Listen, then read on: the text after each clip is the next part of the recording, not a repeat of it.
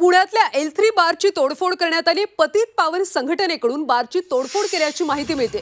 याच बारमध्ये ड्रग्ज प्रकरण समोर आलं होतं, त्यामुळे संतप्त झालेल्या संघटनेनं या बारची तोडफोड केली। ड्रग्ज प्रकरणानंतर बार आता सील करण्यात आला।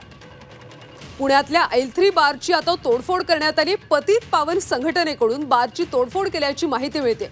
याच बारमध्ये खरं तर ड्रग्ज प्रकरण समोर आलं होतं, त्यामुळे संतप्त झालेल्या संघटनेनं या बारची तोडफोड केली।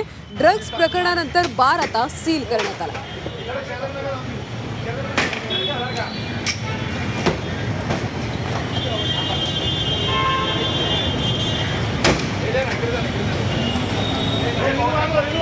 दरम्यान त्या ठिकाणाहून अधिकचा आढावा घेतला आमचे प्रतिनिधी निलेश खरमरे यांनी।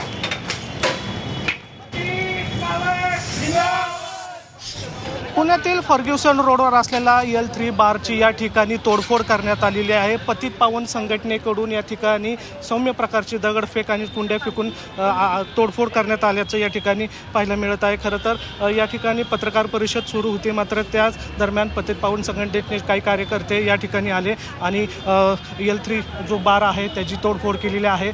या बारचा जो प्रथमदर्शी असलेला भाग जो आहे तो या ठिकाणी पूर्णपणे तोडण्यात आलेला आहे। तर या ठिकाणी जे फ्लेक्स आणि कुंड्या लावल्या होत्या त्या पण या ठिकाणी तोडण्यात आलेल्या आहे। तुम्ही या ठिकाणी पाहू शकता, या ठिकाणी कुंड्या आहेत त्या उचलून फेकून मारल्याचं या ठिकाणी काही प्रत्यक्षदर्शींनी सांगितलेलं आहे। तर तुम्ही पाहताय की या ठिकाणची जी असलेली जी LCD आहे ती सुद्धा तोडलेली आहे। पतित पावन संघटनेच्या कार्यकर्त्यांकडून या ठिकाणी हिंदुत्वाच्या घोषणाही देण्यात आलेल्या आहे। खरं तर पुण्यामध्ये अशी संस्कृती नाही, अशा संस्कृतीला आळा घालण्यासाठी निषेध म्हणून त्यांनी या ठिकाणी तोडफोड केल्याचं या ठिकाणी पाहायला मिळत आहे।